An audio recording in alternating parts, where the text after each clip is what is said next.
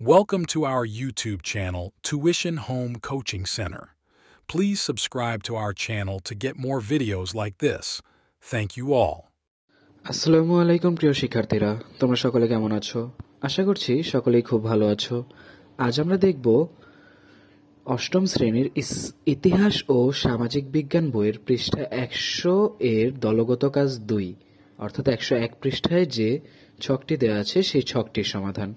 তোমরা যারা এখনো আমার চ্যানেলটি সাবস্ক্রাইব করোনি তারা চ্যানেলটি সাবস্ক্রাইব করে নিও, তাহলে পরবর্তী পড়াগুলো তোমরা এইভাবে এই চ্যানেলে সবার আগে একসাথে পেয়ে যাবে।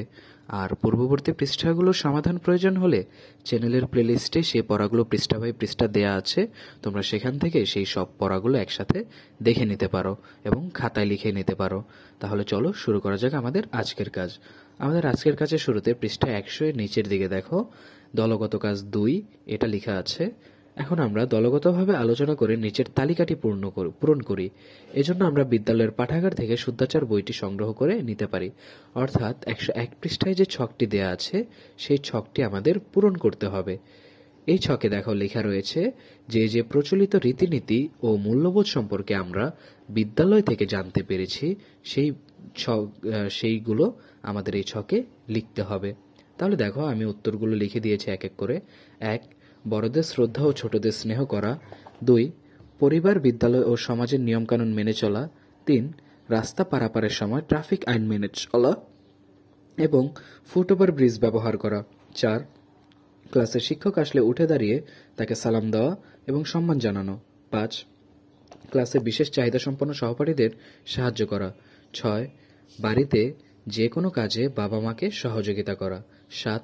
নিজের কাজ নিজে করা। 8. অন্যের ক্ষতি বা সমস্যা হয় এমন কাজ না করা। 9. নতুন মানুষের সাথে কথা বলার সময় আগে নিজের পরিচয় দেওয়া, এরপর অনুমতি নিয়ে বিনয়ের সাথে কথা বলা। 10. অন্যের মতামত শোনার ক্ষেত্রে পরমসহিষ্ণুতার চর্চা করা। 11. রাঙায় হাটে বাজারে ও যে কোনো সমাবেশে এমনভাবে চলা যাতে অপরের চলাচলে কোনো সমস্যা না হয়। 12. সহপাঠীদের সাথে দেখা হলে হাসিমুখে কুশল বিনিময় করা। 13. নিজের মতামত দেওয়ার আগে হাত তুলে অনুমতি নেওয়া। 14. কোনো বিষয়ে বিরোধ হলে একসাথে বসে আলোচনার মাধ্যমে মীমাংসা করা। 15. শিক্ষকের পড়ানোর সময় হইচই না করা ইত্যাদি। তাহলে শিক্ষার্থীরা আমরা দেখে নিলাম পৃষ্ঠা 100 ও 101 এর সমাধান। তো পড়াটি ভালো লেগে থাকলে ভিডিওটি লাইক কমেন্ট করে দিও, শেয়ার করে দিও তোমার বন্ধুদের সাথে, আর চ্যানেলটি সাবস্ক্রাইব করে রেখো। পরবর্তী পড়াগুলো তোমাদের জন্য এই চ্যানেলে শীঘ্রই আপলোড করে দেওয়া হবে। ধন্যবাদ সকলকে।